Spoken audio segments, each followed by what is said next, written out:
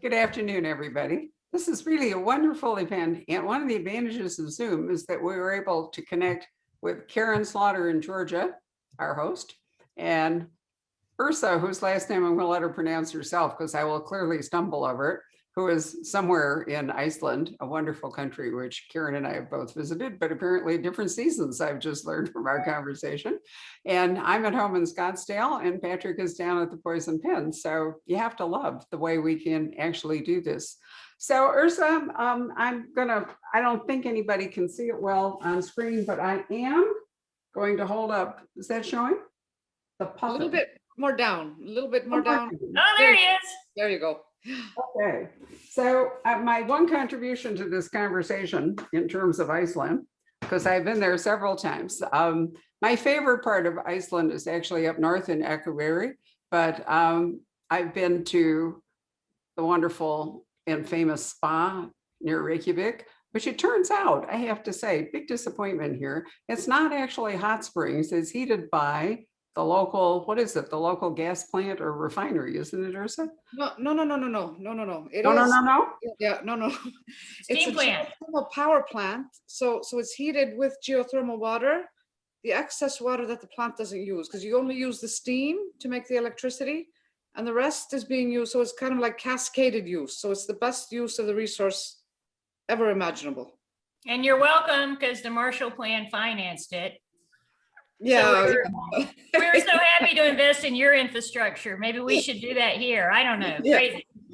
What an idea. Well, anyway, the Blue Lagoon is not only notable for the wonderful water and the fact that you can take alcoholic beverages into it if you wish to, but the most advanced technology for a locker room I've ever been. You have to really be good in order to navigate getting your locker with all the electronics and so forth, but it's a lot of fun.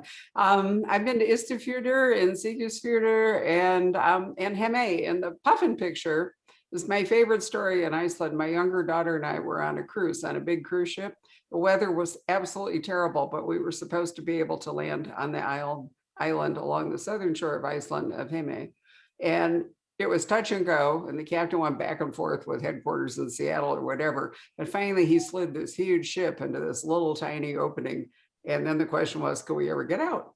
So while they were debating that the next day, we had arranged to go on shore because my daughter had taken this whole trip to photograph puffins. That was her raison d'etre for like 30 days on this ship and going around Iceland. She was sinking into despair. And I said to her, if we just get off the ship at 2 o'clock when we're supposed to, regardless of whether they're leaving or not, they can't leave us on shore and they probably can't find us. So we'll go looking for puffins, which is not really the right attitude for a cruise passenger, but hey, anyway, we did get off and the captain did wait and we went off on our puffin adventure, and the weather was appalling. It was sheeting with rain and sleet. It was absolutely awful, no visibility. And we trotted up to a height on top of a cliff.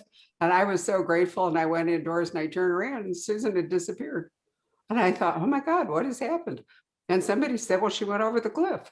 So my heart stopped. And I thought, how am I ever going to go home and explain to my husband, her husband, that I have lost my adult daughter, like you do a baby in a bathtub when you take your eye off it?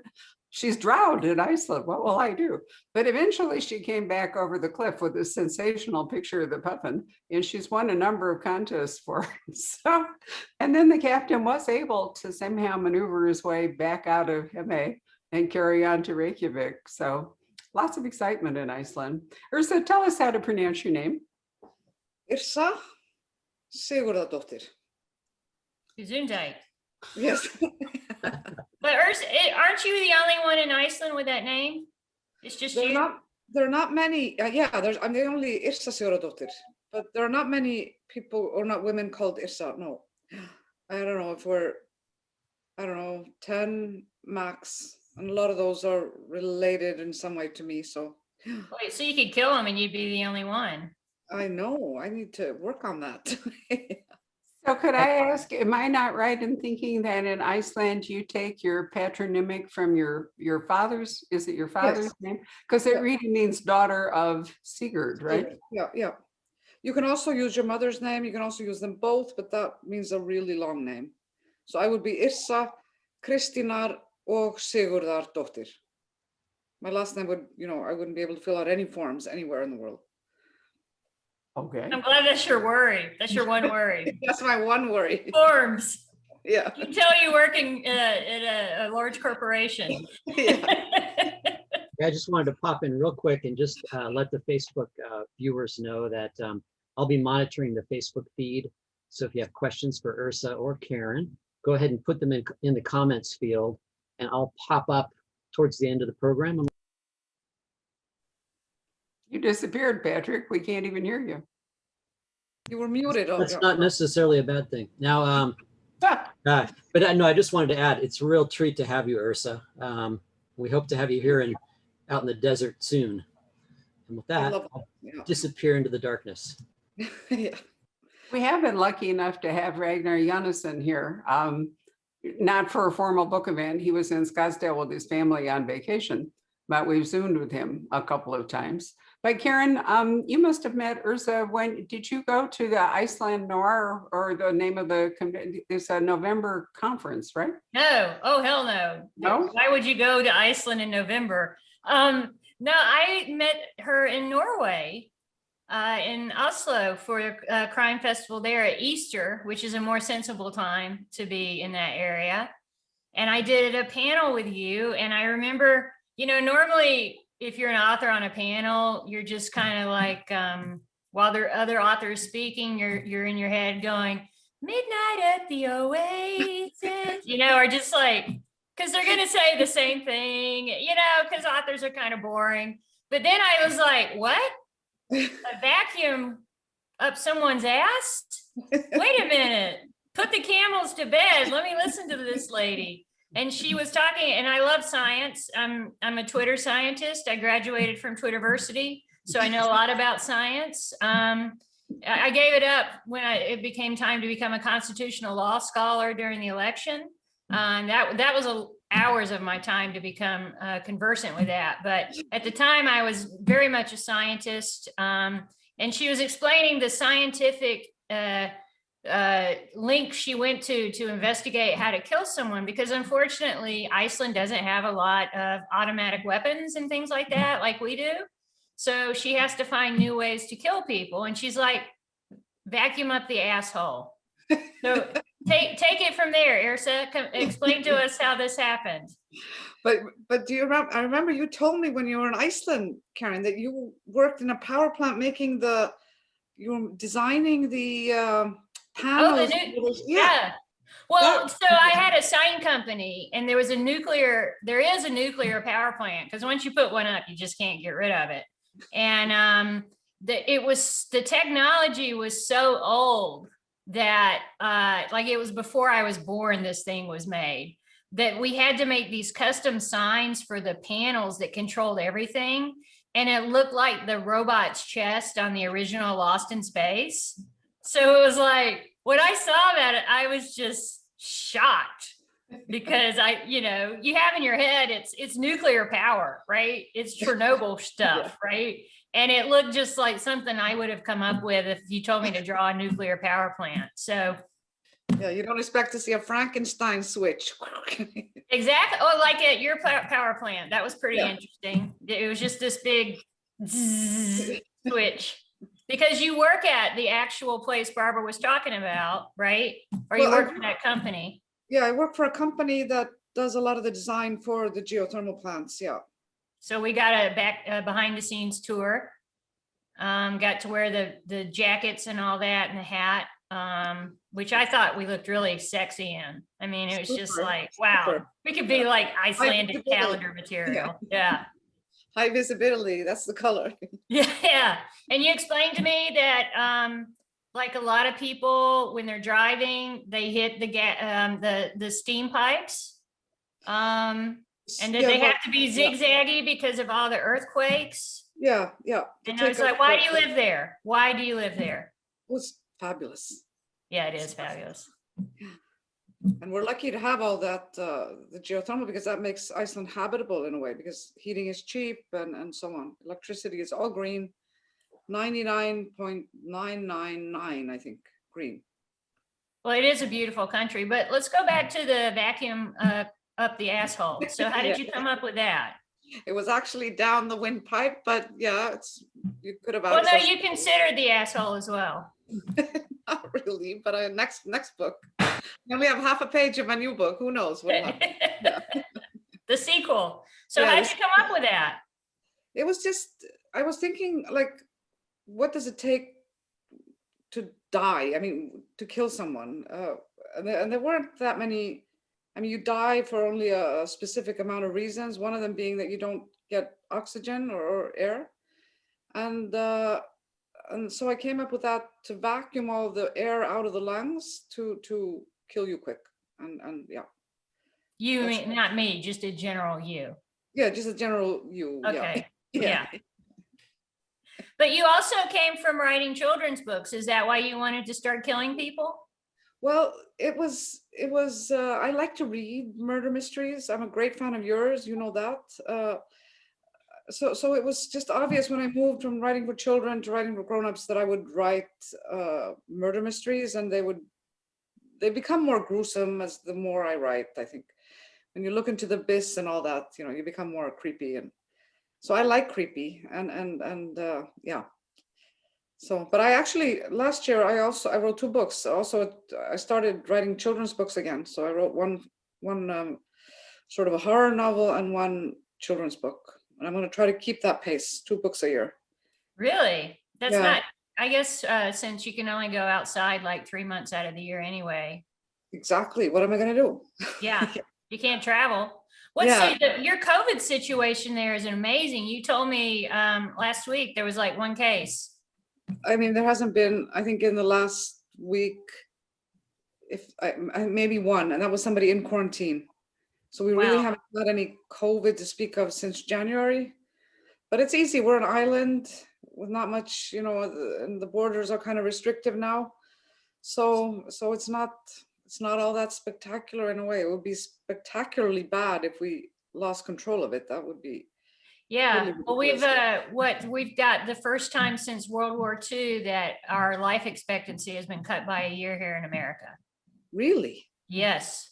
And one person at the height of it, after the Christmas and New Year's fallout, 1 person every 28 seconds was dying in the United States. So Wow. pretty horrifying. I mean, it's just a hard number to even grapple with. More than your population. You're like 300,000.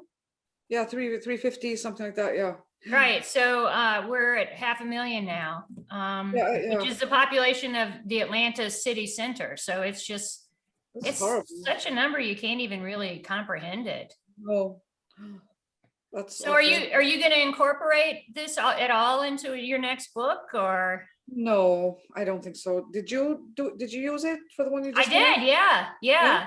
Well, I didn't write about COVID as the center, but everybody is still in the pandemic, so they're wearing masks, and it just seemed like a really good way to talk about how weird our lives are. Like walking into a building and you get your temperature taken, or using, in Atlanta, all the distilleries started making hand sanitizer, so it smells like schnapps or tequila.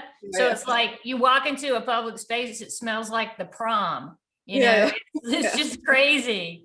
And just things like, people, their eyes are getting dry from wearing masks all day. Yeah. So, stuff like that, I thought this will be interesting to incorporate into a novel. And also I have a woman who's has a child, and the child isn't living with her, which in any other novel, people would hate that woman. But she's doing it because the kid's living with the father because of COVID.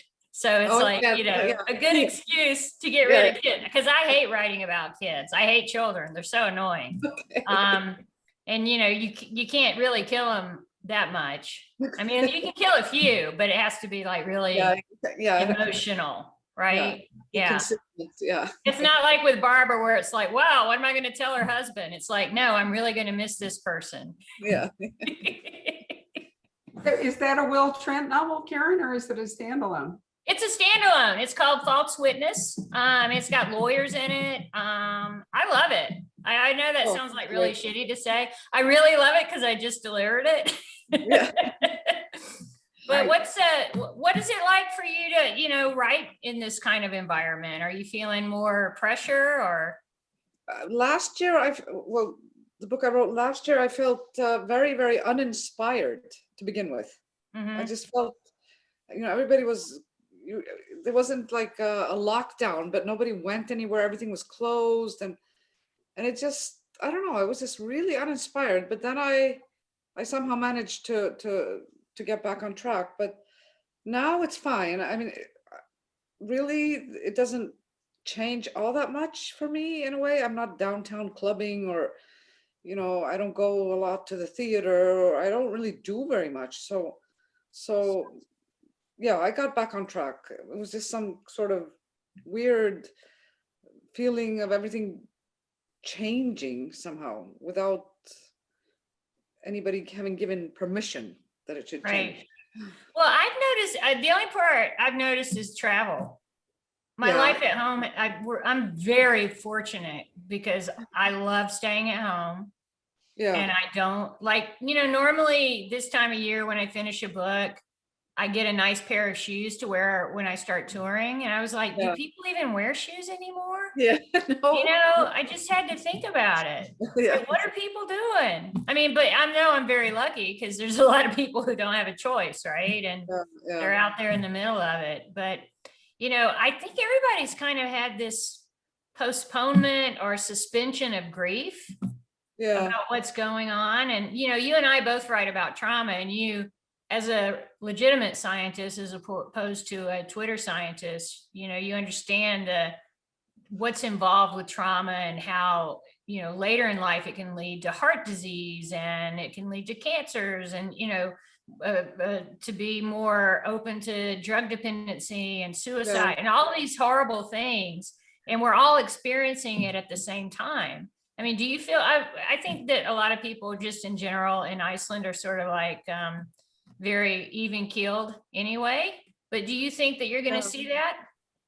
I think it's going to be really, I think it's really been tough on the young, like the kids in high school, the university students, because a big part of that experience is also the socializing. Mm-hmm. And that's just been taken away completely. They need to go out and get drunk or not drunk, whatever, they, just meet people. And that has just totally disappeared. And I think that is going to take some time to work itself out in a way. And I'm sure that we'll have fewer new couples, because I don't know where they would meet, or maybe they don't meet anymore. Maybe it's all on Tinder. I don't know. I'm another generation. I don't know. Maybe we'll have even more because they're all on Tinder. I don't know.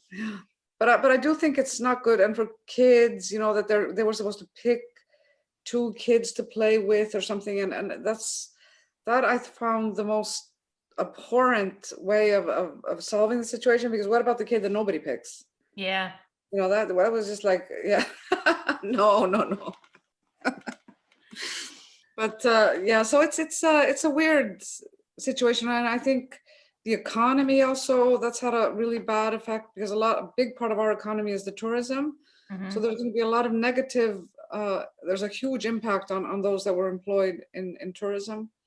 And it said Iceland doesn't know, we don't know how to deal with unemployment, because usually we don't have unemployment. So it's going to be, it's not going to be an easy climb up, I think. Hopefully, though. I've always felt that the world was divided into people who read and people who don't. But people who don't read are always looking for alternate forms of entertainment. The Wall Street Journal had the most amazing article today about the absolute boom in miniature kits. And there's some woman who spent 12 hours tufting a miniature chair. And Dana Savitar, who's staying with us right now, but going home soon, we both looked at each other incredulously and said, who has time to spend 12 hours tufting a chair, when in fact they could be reading a book? Yeah. But I do think Iceland, if I remember this right, has one of the world's highest literacy rates. Tremendous literacy rate. I think everybody has learned English, so you can read, widely. And of course, you've got your own history of the sagas and so forth. So, do you feel like people have taken more to reading, or because it was so high, has it been more or less the same? I think there's been more reading, for sure.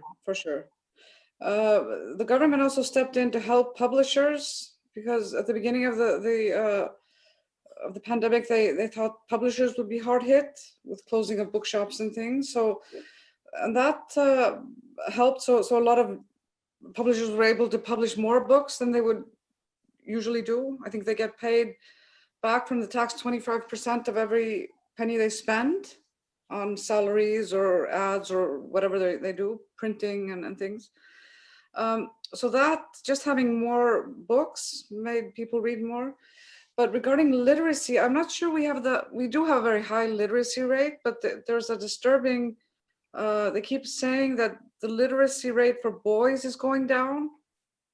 My take on that is, I don't think the literacy of boys is going down. I think they're just testing them in the wrong language. If they were reading, they would test them in English, they'd do fine. Because the boys are so good at English because of computer games and things. So I think the literacy rate is higher when in the case of boys than what they're saying.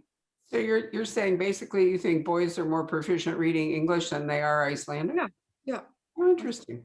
Wow. I think it's because, Well, yeah. Makes sense. Our boys here are more proficient playing games than they are speaking English. So it's the same thing. Yeah. Right. But, Karen mentioned an even keel, and it just, occurs to me that in a country that, has a high percentage of readers, it may help ward off. I mean, I feel like I'm living in a dystopian novel, which is not my favorite genre to begin with. So I've avoided it, reading, and now here I am living in it. And I think, So then also, one of the things that's been increasingly popular are audiobooks as well. There was a company that came here from Sweden, and I don't myself, I don't listen to audiobooks, and I can't even read books in an e-reader. I have to have a book in my hand, so I don't get the appeal. If I listen to something, it would be a podcast or something, but not a book. I have to read it. I have to have it in my hand. And I hope that, and I think it will remain. I mean, at least here in Iceland, people enjoy holding a book, getting the feel of it, the smell of it. It's an experience. It's not just data going into your head. It's more than that, I think. Well, you retain it better, and there's a sort of dimensionality to the printed word, so you retain it better. But I like audiobooks for long trips and things. But I guess you can't go anywhere, so. No, there are no long distances here. That's right. We'll go to the fjord. And Story time. Yeah. So what's happening in old Reykjavik? Anything going on there? Are you into anything, or Netflix and chill? I guess you're always chill, but. I'm always chill. Yeah. Netflix is. I saw that your book is coming. Netflix is making pieces of her. Isn't it? Yeah, it's very exciting. Wow, congratulations. That's fantastic. Yeah, I can't even go. It's being filmed in Australia, which is weird because I just got this note on my mailbox that Stranger Things is filming in my neighborhood. It's like, so your book is yeah, pieces of her in Australia. But it's super exciting. Have you had anything adapted yet of your work? Or? There's one movie that's been made. I Remember You, the ghost novel, was made into a movie. Oh, that's right. Yeah. What did that feel like? Were you happy with it? I was really happy with it. Yeah. I was not involved at all. I chose not to be. And I think that was the right decision. For me, I'm sure are you involved in any of it? Well, yes and no. I mean, I'm a producer, so they consult me, but then it's like 5 other producers, and they're like, "Yeah, we're gonna do this." Yeah. Okay. But they've been great. It hasn't been painful at all. I've heard like terrible stories about people, and I think the thing you have to do, and probably you did this, was say, I wrote the book and I'm giving you the option to interpret it, right? Because you can't just have a lot of that book is very insular, and you can't have 2 episodes of a girl just driving and crying. It would be maybe a French movie, right? It would work. And then in the last 5 minutes, they would explain what it was about and show a picture of a turtle. But so I know they have to change stuff. It's been really interesting to see the process just as something different. Yeah. it's also kind of flattering, right? Because this thing you write in your pajamas that no one really knows about, and suddenly hundreds of people are working on it. And I mean, it's just Yeah, crazy. it's fantastic. Yeah. I Yeah. can't wait to see it. Me My too. take- My take was, and it's also because it's such a different medium, like a book and a film, for example, or a TV show. There's lots less space in a way. And I decided to look at it that, okay, this book, if you take the corny thing, like the book is my child, the movie is my grandchild, and it's not appropriate for me as the grandmother to be involved in the inception of the grandchild. Yeah, that would be incest. That Yeah. would be interest, or or voyeurism, like weird voyeurism. Yeah. Yeah. So that's what I did, but and it's just a different craft, and I think I did the right thing, and they made changes that I would never have come up with, or and I would have thought probably it was a really bad idea that turned out to be really good in the end for the Yeah. movie. So It's Yrsa, surprising. It's for very those- surprising. For those who don't know your work, could you tell us, you have 2 series, if I remember right? One Yes. is with Thora, and then recently you've written 3 books in a different one. So you want to just tell us a little bit about it for those who haven't had a chance to discover you yet? Yeah, I wrote a series originally about a lawyer named Thora, and they're not courtroom dramas. It's more she's dealing with cases where she has to go look into what's really going on. And then I've written some standalones, and the movie was made from one of those. Those tend to be a little bit more into horror. I love horror. And so the movie is from a book called I Remember You. That's a ghost story, where it combines like a ghost story and a crime. Yeah, it's good. I promise. It's not a creepy, stupid ghost story. I mean, it's creepy, but it's not a stupid ghost story. It's good. And then Right. I wrote another series about a policeman and a child psychologist. And now I'm embarking on yet another series with half a page done already.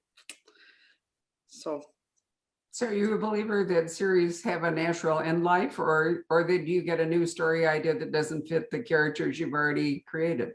yeah, well, I think there are 2 different. I mean, there are 2 different types of main protagonists, probably more, but like the 2 big general groups would be the character that doesn't change very much, and then the characters that evolve. One is not better than the other in any way. They're just different. And I think if you're writing about a character that doesn't change and evolve, it's easier to write endless stories.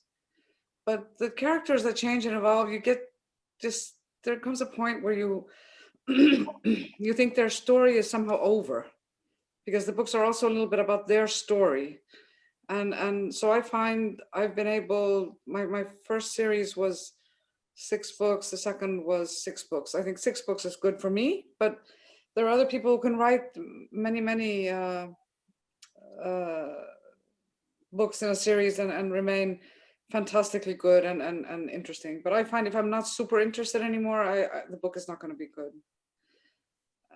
But like I said, I'm not saying, it's like Poirot doesn't change very much. Fantastic series. Jack Reacher doesn't change much. Fantastic series. So it's not, I'm not at all saying that one is better than the other, by no means. No, what you're saying is that your involvement or your enthusiasm is really what determines, when it's time to Yeah. move on to something else. Yeah, and I think if I was writing about a character that was always the same, it would be easier to keep the enthusiasm going, because I could focus more on the crime at hand and not have to think as much about the development in the character's life. I've always thought, Karen, maybe you agree with me or don't, that one of the real keys to the Reacher series longevity is he doesn't have to drag a whole big cast with him, because he's always new in a new place that he lands, with a few exceptions. I mean, there've been, some hangovers from his military career and other stuff, but mostly it's like a complete reset. Do you find, Karen, when you're writing, that bringing in the subsidiary characters is, what is it? More work, less work, a joy, something of a drag sometimes? Well, it depends, because, the thing is, you've got to know the secrets about the character that make them interesting to you. And I think what I would say is, kind of what Yrsa is saying is like, when you don't know any more secrets, that's the natural end of this character. My failsafe is to just really make them as fucked up as possible, right? There's like, oh my God, this guy, he's got so much baggage, but then you get to roll it out. And the trick is when you bring in other characters is in a series, especially, you got to know how much information to give about that character. And what's important to this book may not be what was important to the previous book. So, you know, Will has a disability, and sometimes that's a plot point or it's a turning point in the story. And other times I don't even mention it because it just doesn't matter to as much to that story as it would before. And that's what I think is fun. I mean, we're talking a little bit about predatory habits earlier because I'm also a kitten behaviorist. And I was talking about my cat Dexter is an ambush predator. And I'm definitely, like, I'm the youngest of 3 girls, so I had to be the ambush predator, you know? And I think that knowing all these secrets about these characters gives me that ability to just like jump out and put it in where it needs to go. And I really, that's the part I love, is saying something new about this character. Or, I mean, Yrsa, maybe you've experienced this as you gotten older. There's like, you know, when you're 20, you're like, oh, I want people to love me. I want to please everybody. And by the time you're 50, you're like, fuck it, man. I don't care, you know? And so there's a new story to tell. Obviously, I'm not going to make Sarah my age because she's been through too much already. But there's like a new story to tell, especially for women's stories as they get older, I feel like, because they're just your attitude towards the world at large changes. Yeah. Oh, definitely. Definitely. It's not just your attitude, your body changes too. Thanks a lot, Barbara. Well, What are you saying? I Your lips get thinner. What the hell? Sorry, I'm speaking from real experience. I've been so pissed that, you know, the other night I apparently jammed my finger and I woke up and I thought, why does my hand hurt? Which would never have happened 30 years ago. Or, you know, I got sciatica at Canyon Ranch doing something, I don't know what. And I thought, there we go again. So, you know, the confidence that you have in your body, the physical body, when you're 20, when you think you're indestructible, and rarely do things hurt. I mean, for most of us, if we're lucky, and we feel kind of indestructible, that really changes. Childbirth changes you. If you have children, you know, your body is never the same after, you know, after pregnancy. And so I think, you know, that has a lot, women's bodies change more than men's bodies over time. And so I think that has a lot to do. You've seen both. You've seen both happen. I think it's a certain age, you're like, it's no longer a scar, it's going to be an identifying mark. Yeah. Right.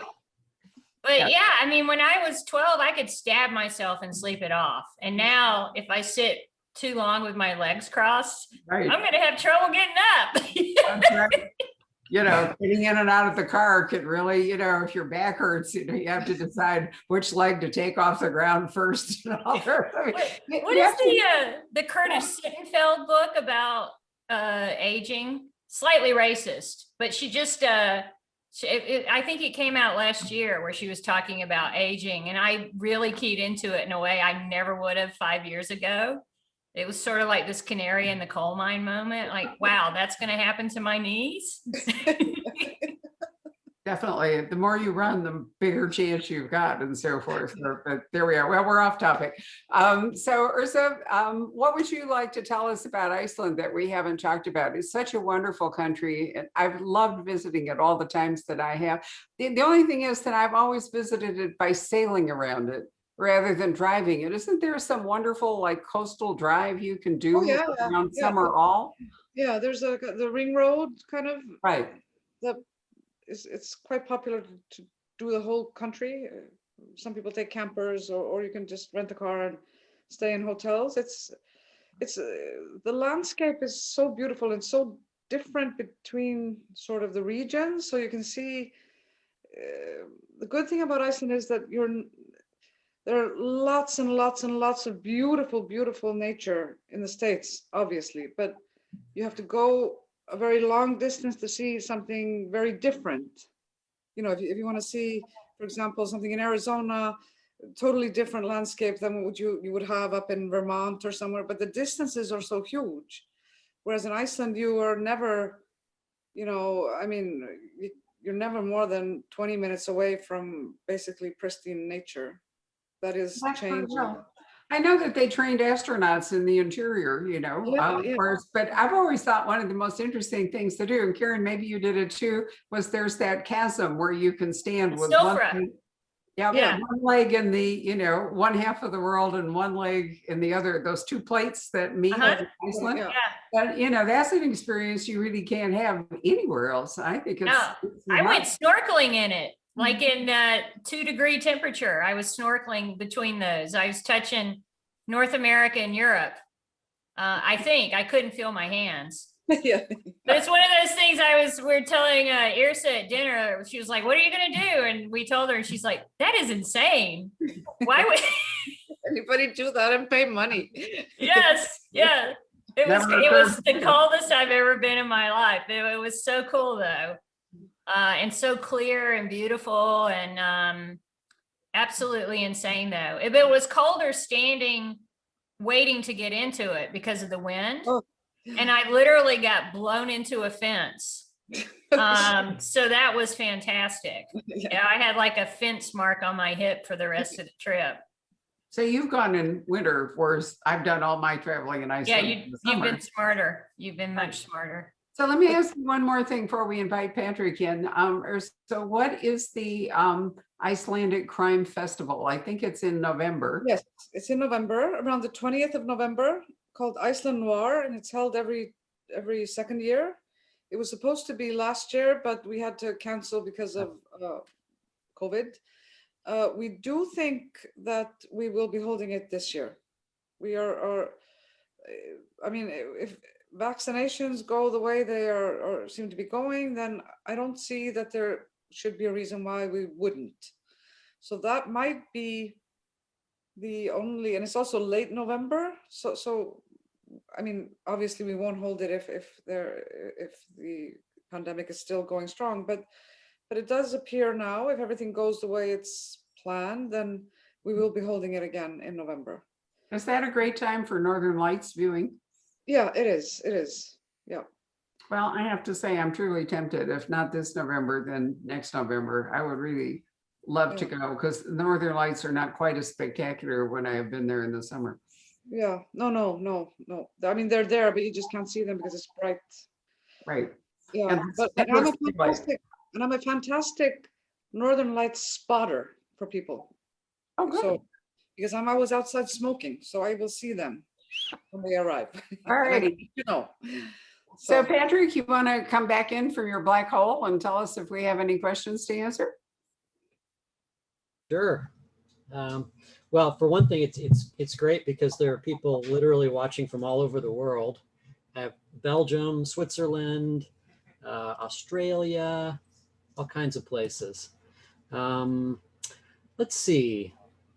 Yes, I have a question from Teresa. And this is for Karin and Yrsa. It says, I'm working on a protagonist whose background is a pararescue officer. I'm now concerned that my lack of experience with knowing the military world will cause problems with authenticity. What is your advice?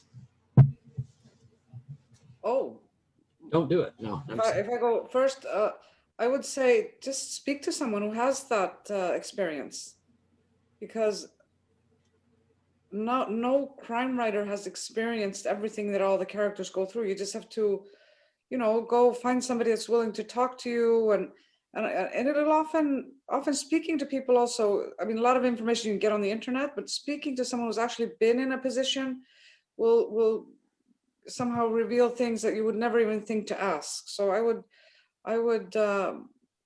urge you to find someone who has this experience and sort of, take them in for a deep interrogation. Yeah, I mean, we've never murdered anybody. No. Yeah. Well, not that you admit to. That's right. I mean, Barbara, there was that one time you pushed your daughter over a cliff, but she came back. No kidding. I have to say, you always read these terrible stories about mothers who turn their backs on their children, drowned in the bathtub. I honestly thought that, here I was at age 70 something, about to experience that with my adult daughter. I was really stricken. Oh, Oh, no, I don't actually read all those stories, Barbara. It seems like you seek them out. well, I have to say, traveling, one of the best things about traveling is all the stuff you don't expect to happen. I mean, it used to be, I can say this, way more spontaneous. You would show up on a ship and then you could pick what you wanted to do. You could arrive in a country and you could decide where to go or pick a restaurant or something. And now everybody plans and books everything ahead. So it's really killed off an enormous amount of spontaneity, I find. Yeah. With traveling. Also COVID, cruise Well, ship. no, I'm talking about before COVID. When I was a child, my father did a lot of business traveling and he would take us on these wonderful safaris all around the United States. I mean, I made loops from Chicago up into Canada, down to California and, back and so forth. But he always had this really rigid schedule and it used to drive me crazy because, you would see something you really wanted to go do and then there wasn't anywhere or time to do it. And I find myself now in the last, right before COVID and I stopped traveling, I found myself really pushing against this necessity to have booked everything way in advance. I just, I think the experiences that you gain from traveling are the ones you don't expect are often more rewarding than the ones that you actually planned on doing before you left home. Just me. Whoops, sorry. So, Patrick, carry on while I try to turn my phone off. Spontaneity has its time and place, right? Let's see. Here's a good one from Teresa. Again, this is for Karen. She says, will you bring Callie Zanger from Silent Wife into another story? I thought her a fantastic character, very fucked up. I like her style. Thank you. Yeah, she was really fucked up. I feel like, if a murder needed to go down, she'd be your go-to. And I really liked her name. That Yrsa, maybe this isn't a problem for you because every character has a very unpronounceable name. But I always think if you need this character, I think this is Yrsa Singer. So if you need a character to like stick in someone's head, then you give them an unusual name. You can't just have John Smith and Joe Smith and so I work really hard on the names to make sure if it's an important character, you need to remember they have that. But she'd be a lot of fun. I mean, I wouldn't want her like if you needed some subtlety, because she's more burn the motherfucker down, which I actually am that way too. And if you get two of those personality types together, it's just really bad. Okay. I have a question from, I'm sorry, Peggy, I can't pronounce your name, but she's from Belgium. I could give it, no, I'm not even going to give it a try. Let's see. She says, I've already visited Iceland 5 times and I still will come back. I was lucky enough to meet Yrsa once in Antwerp and Karen already 2 times in Antwerp and once in Brussels. And this is interesting. If I can, here we go. Yeah, what I like very much is the Icelandic tradition. And Yrsa, you're going to have to help me out here. Maybe I should just spell it. Jólabókaflóðið. Thank you. Yeah. Thank you. Yeah, that's nice. Together with our best friends, we now also celebrate this in Belgium. Does Karen know this tradition? In which book did Yrsa receive last Jólaflóð? Exactly.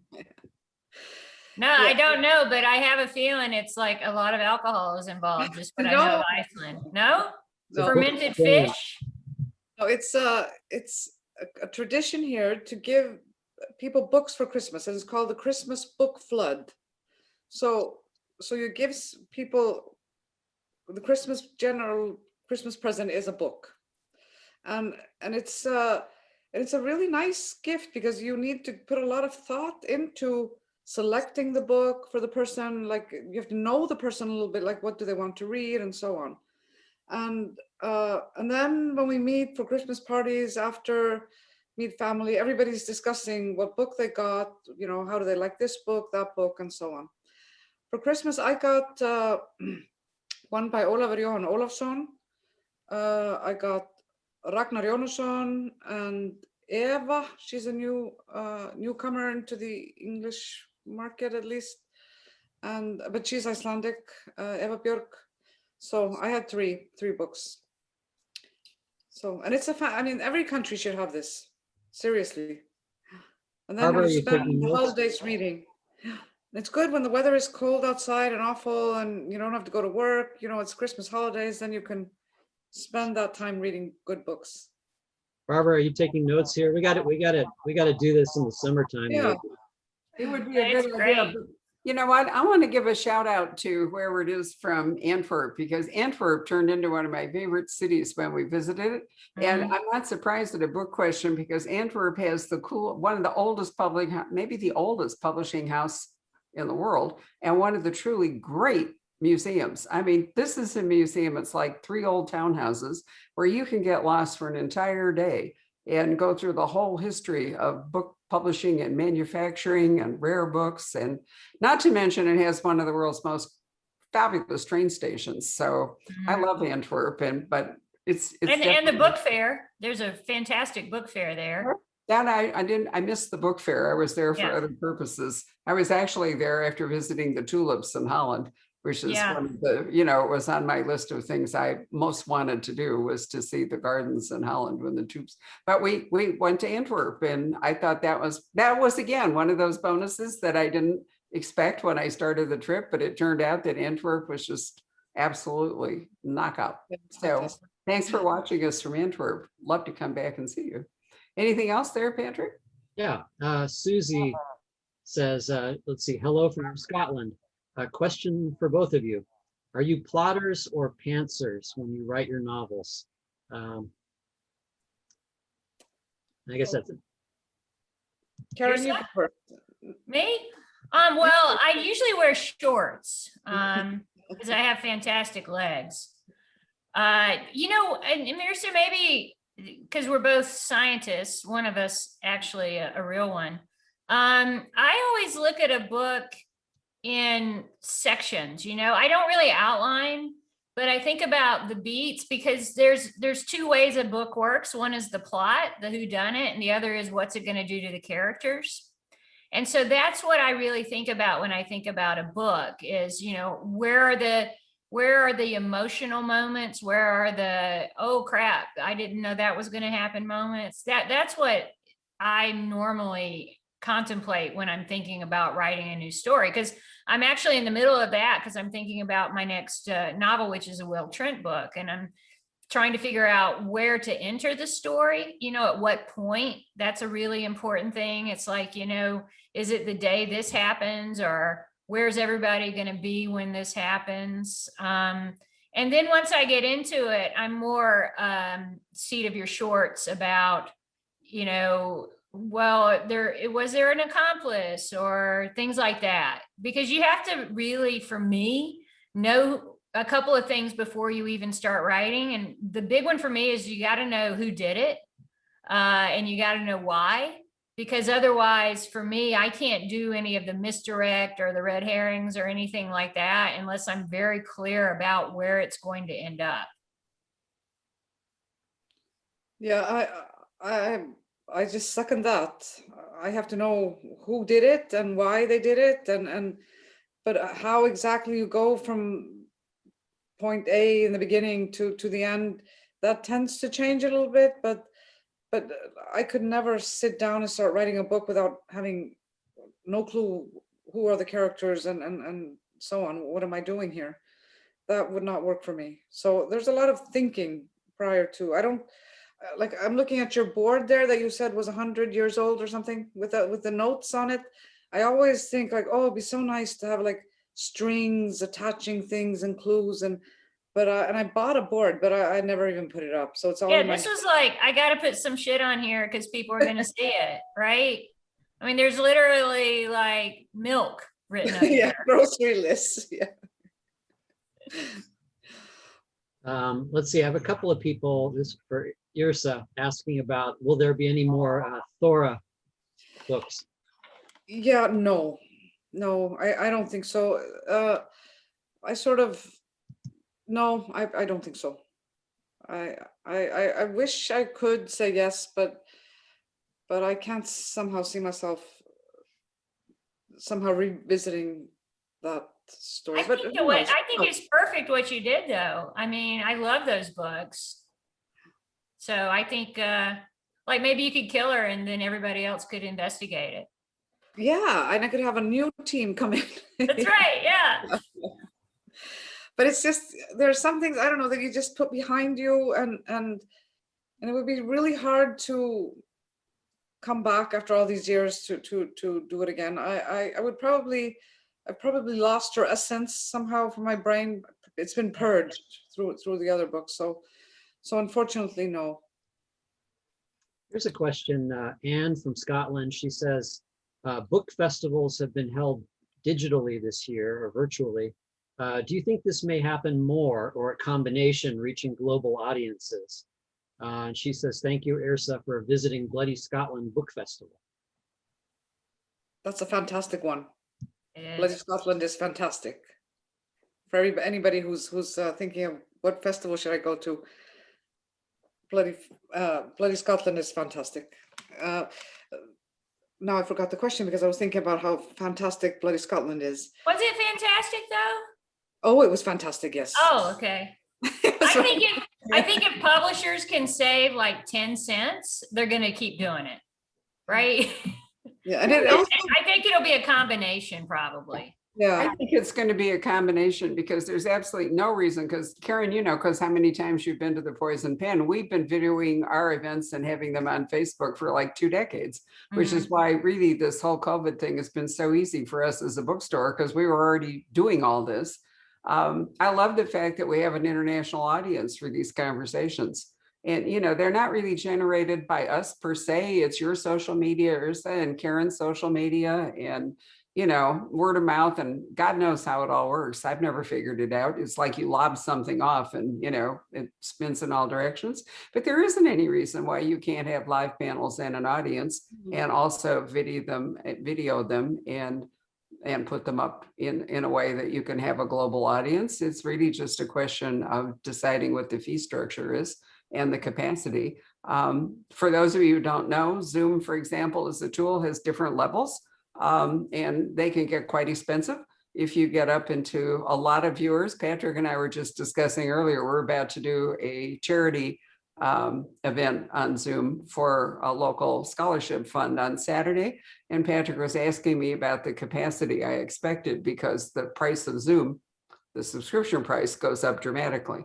So as a festival organizer, you'd have to decide what your limits were. You know, how many people would you expect, and what, you know, how much do you want to pay for the Zoom and all of that. But these are all really easy questions to answer. You just need to plan in advance.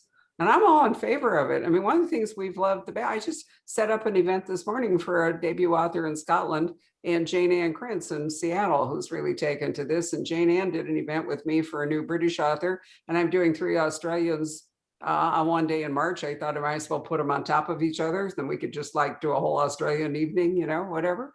I mean, our biggest problem is how much time do we have? I mean, Patrick and I have only so many hours, but we could literally Zoom all day, couldn't we? We could do workshops and all kinds of things if we just had enough time, you know, from the things we've already committed to. So again, festival organizers would have to decide. and I think also, if I take it from the point of view of someone who organizes a festival, because me and Ragnar and Lilja and Oscar, there are 4 of us that organize Iceland Noir. And sometimes, because it's always in November, we have hard time getting authors that are finishing their book at that time, or you know, because authors tend to work against the same deadline each year. And authors like you, Karen, that can't come because you're in the middle of finishing a book. And that would open up the opportunity to have that shown on a screen. And then you just, at your festival, authors that are not able to come because the trip is long and they don't have the time, then you could have them at the festival on a panel, but on screen. And tell Zoom, it's only going to be the 2 of us, because everybody's sitting they're not actually on Zoom. Yeah, no, So- you can actually broadcast, as you say, we've done events like that for years with one pair of authors, one of whom never comes to the store and the other one always comes to the store until Yeah. this year. And the one that never comes is on a big screen behind the one that's Yeah. there. And, Yeah. you know, there's all kinds of possibilities. Patrick, do you have a final question? We probably ought to wind this up because I find that an hour is about as long as people's attention span is good for watching a screen. I can imagine also from an author's perspective, though, that could be a potential nightmare where, you know, like Karen, you're scheduled for like 6 or 7 Zoom things a day. And Yeah, same problem we have. Absolutely. Yes. okay. Well, actually, I'm going to do two short questions. One of them is for Karen. Teresa says, you wrote The Silent Wife in alternating present time and flashback chapters. Will False Witness be in a similar chronology, and what are the challenges of that? You know, there is a past present, but it's not like the previous book. And I kind of like that because there's nothing better in crime than sins of the past biting you in the butt today, as Shakespeare said. So I love that format. And I love writing about deeply, deeply damaged people. And usually that happens in childhood. So, you know, it's the best of both worlds because I get to write about it. But since I hate children, I don't have to write about them for very long because it's a shorter chapter. And you're just like, this bad thing happened. They're adults now. Aren't they interesting? Yrsa, follow that if you can. This is a question for Yrsa, and I really like this question. Yrsa, Karen writes, Yrsa, I really like your series about Freya and Holdar. Is that right? The murders are very creepy. How creepy are you? Oh, I'm totally creepy. Yeah. Totally creepy. Yeah, I am. Fair. Yeah, I am. And it's I love horror, and that tends to sort of creep into the books in a way. I like creepy. I like things that go bump in the night, and I like. I mean, I've done this since I was a kid. I like things, unsolved mysteries, and anything that was a little bit awful. I liked. So I'm totally creepy. Yeah, totally. Love you for it. Yeah. Love you. Yeah. Oh, well, you know, Karen, thank you for suggesting this wonderful idea. I am so grateful that you did. I've wanted to meet Yrsa for years. So it was terrific that you gave us the opportunity. Absolutely. To do that. And anybody who hasn't read her books, she's a fantastic plotter, but also characters are so amazing. And if you think Iceland is like, well, that's weird. It is weird. But, you know, Yrsa is telling universal stories about really horrible things in a really interesting way. So I hope that people watching this who haven't read her will read her immediately. Is there a starting point? I've had a few questions, you know, asking, do I have to start at the very beginning? Or Yrsa, do you have a comment about that? I would always start at the beginning.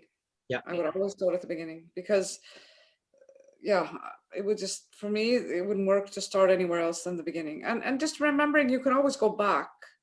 It's not as if you're writing it, you know, with a feather on some really expensive parchment. So it's I would recommend starting at the beginning. There are 3 Freya novels, right? So that would be easier. If you didn't want to delve back too far, you could read that series in order. Or the standalones. Oh, And- sorry, I misunderstood. I thought you meant if you were writing a book, if you would start in the middle. No. If you're Oh, I'm reading, No, if sorry. you write a book, just start at the I'm end. That's the postmodern approach, right? you're right, all the way around. So you know what Yeah, else the legacy. would really be fun if you wanted to organize some of your Icelandic colleagues who are, you know, we could do a thing with several Icelandic authors if you'd like to put that together. Ragnar and I have Zoomed a couple of times. Yeah. So, you know, let me know if you'd like to put that together at some point. We'll do it. That sounds perfect. It would be great. So thank you both. And I want to thank everybody who's joined us today. This will become a podcast tomorrow, whenever my husband, whose new thing is podcast. And I have to say, we talked about audiobooks for a moment. There have been over 70,000 downloads now of the podcasts that have been made from these author talks. So you can experience them that way. And they will also stay up on Facebook, our Facebook page forever, and you don't have to belong to Facebook. So you just have to click into poisonpen.com and click on the Facebook videos, and there you are. So feel free to share these with your friends. It's always great to, enjoy the conversation as widely as we possibly can. Patrick, thanks as always for your terrific moderating. See you all soon. Bye. Bye. See ya. Bye. Thanks.